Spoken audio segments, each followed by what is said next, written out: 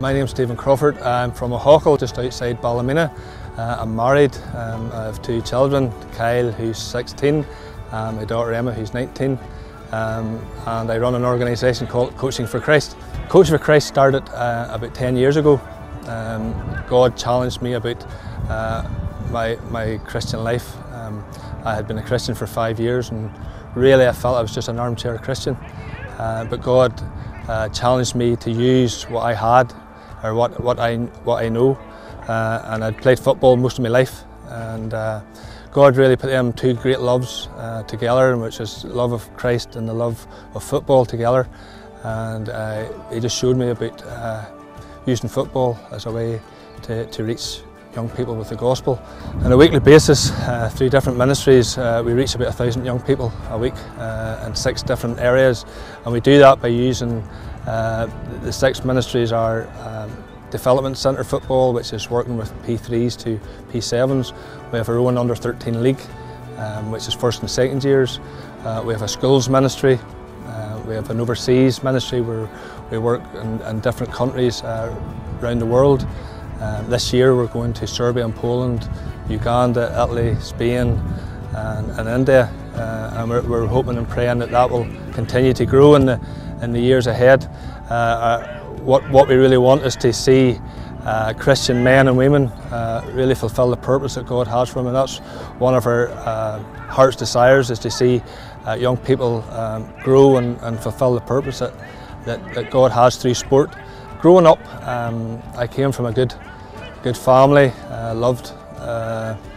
loving family, but never there was no Christian influence or no God ever mentioned really, and we didn't go to church.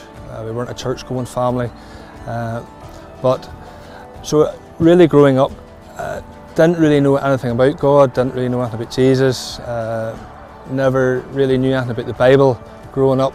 So as I got older, really the things of the world really took over, and from the age of 14, 15 I was going out to nightclubs and pubs and clubs, and that was really my life, and that's where I thought I would get my fulfilment from, as well as football. I had always played football, I loved football, and unfortunately in the secular world them two things often come together. But that was the way I lived my life. I met my wife when I was 18, and there was just something different about her, as in she didn't want to do the things that I did. She didn't want to go to the club, she didn't feel comfortable doing them things, but I could never understand why. And it was only later on when she told me that when she was 13 she had given her life to the Lord but had fallen away. But I didn't really understand that, and hadn't really much sympathy towards that. But as life went on, we had 2 children, and even then I felt that with all I had 2 lovely children, a beautiful wife, I had a job, I had a comfortable home, and life just seemed still empty and meaningless. And it says in Ecclesiastes, Solomon talks about life being meaningless. He had everything that his heart's desired. He had houses, he had palaces, he had many wives, he had plenty of money, but life was meaningless to him, and that's how I really felt. And one night when I was in a pub with my friend, God really spoke to me. I didn't know what it was at the time, but I knew that I had to change. There was just a great heaviness of guilt, which I didn't realise what it was at the time.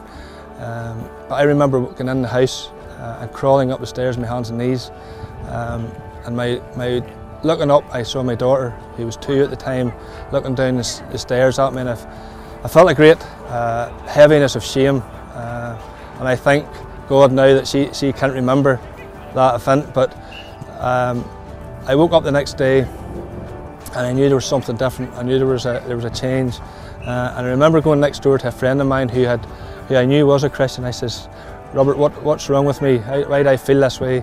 And he says, "You're under conviction." And I says, "What does that mean?" He says, and he explained the gospel to me, that I was a sinner and I need Jesus in my life to take that sin away, and he died on a cross for me, and I was just blown away by this, and I just wanted the pain to go away, the pain of this conviction of sin and this heaviness that was in my life at that time. And the first 3 or 4 years was quite difficult because I didn't understand the whole church setup, church people, but God continued to work in my life, continued to help me grow in my mindset, find my place with Him, and to realise that it was nothing other than a personal relationship with Him. So what does Jesus mean to me? That's a big question, and it just means everything to me.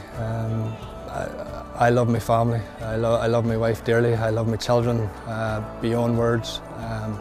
But I love Jesus with all my heart and all my soul, and I know that if I hadn't Him in my life, I dread to think where I would be. There's a song that says, "I surrender all," and that's a difficult song to sing, and it's a especially difficult song to mean it. But every day I try, with God's help, that I surrender more and more to Him. I just want to live my life for Him. I just want to give all of myself to Him because He has given everything to me.